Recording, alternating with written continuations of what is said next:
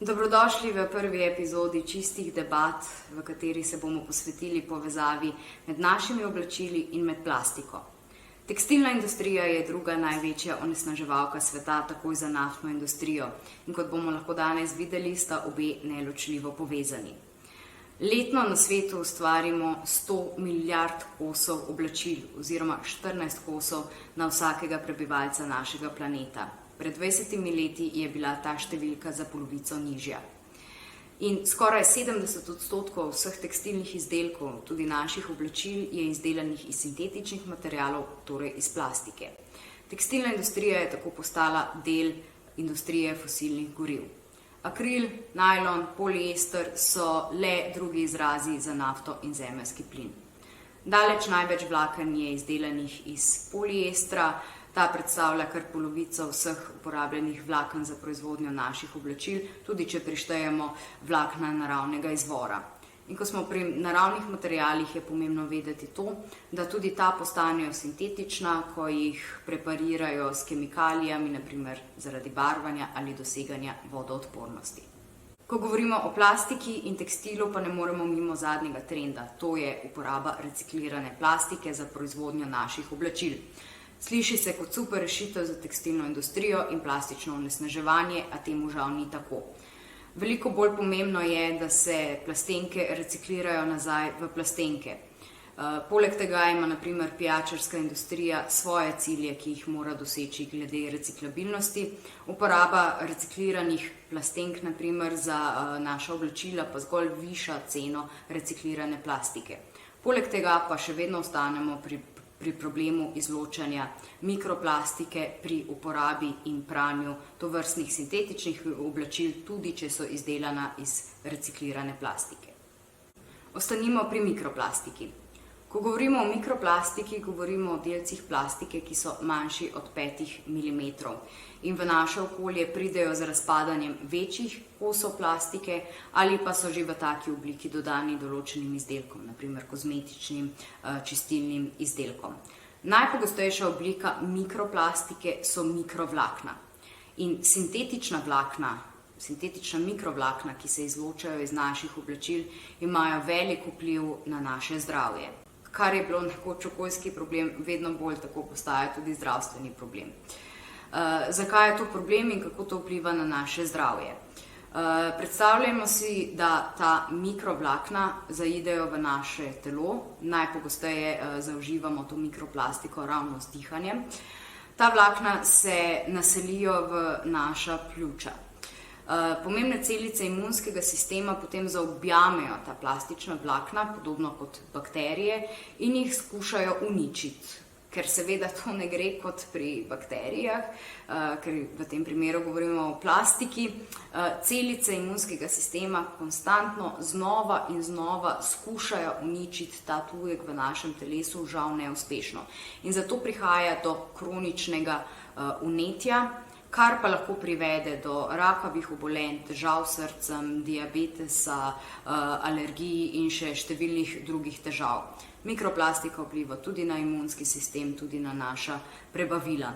Kar je še bolj zaskrbljujoče, je dejstvo, da več mikroplastike zaužijajo naši otroci, predvsem tisti, ki so mlajši od 6 let. Zakaj?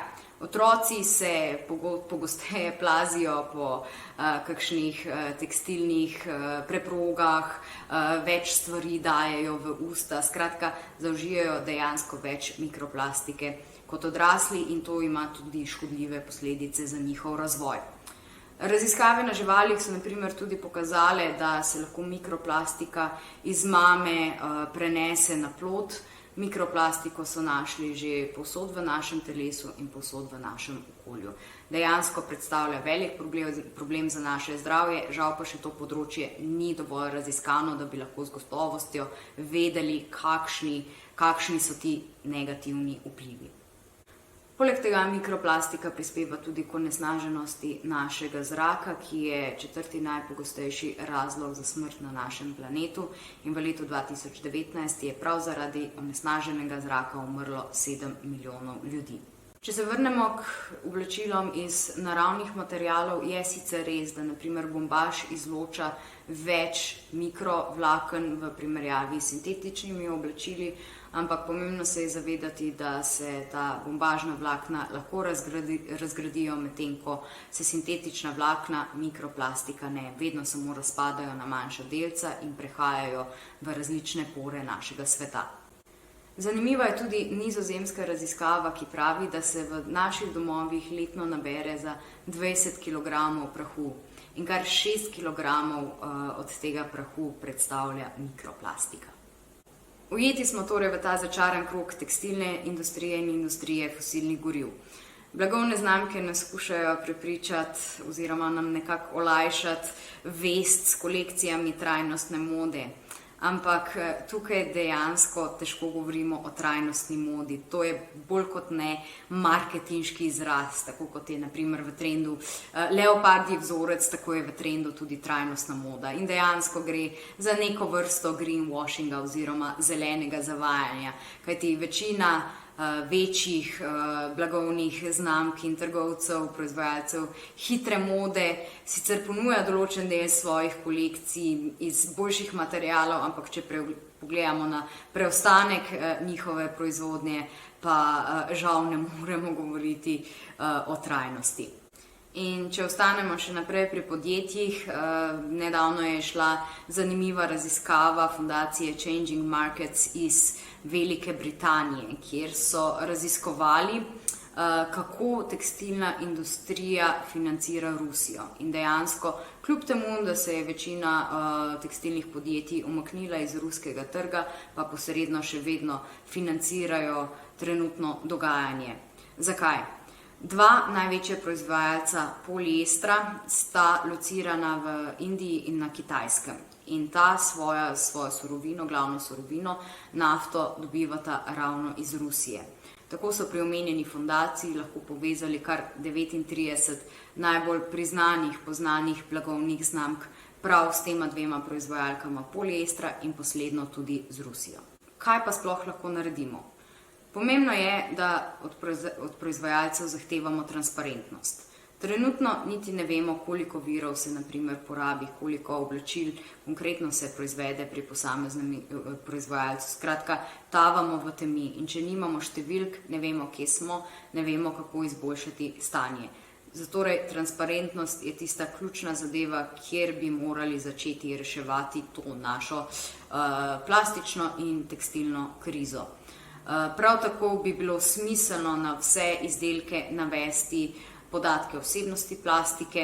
Proizvajalci bi morali opraviti predpranje oblačil s posebnimi filtri, ki lovijo mikroplastiko, zato tudi vedno pravimo, kako zelo pomembno je, da oblačila operemo, ko jih prinesemo domov, kajti dejansko so preparirana s kemikalijami. Včasih prav lahko zavohamo, kako smrdijo nekatera oblačila po plastiki, po nafti. Seveda pa ne moremo mimo tega, da bi se moral spremeniti celoten sistem, miselnost, da bi morali premisliti ponovno te kazalnike uspešnosti. Ali je uspešnost res to, da vsako leto ponudimo 52 kolekcij, ali pa je uspešnost morda razvoj nekih novih materialov, ki so okolju bolj prijazni. Marsikaj pa lahko naredimo tudi sami. Seveda izbiramo kakovostna oblačila, taka, ki jih imamo čim dlje, se izogibamo sintetičnih materialov, kjer se to da, pazimo pri pranju, naprimer sušilni stroj je še posebej velik vir mikroplastike, izločanja mikroplastike iz naših oblačil, zato se res trudimo, da sušimo oblačila raje na zraku. Obstajajo tudi razne žogice, mreže za lovljenje te mikroplastike, naprimer v pralnem stroju.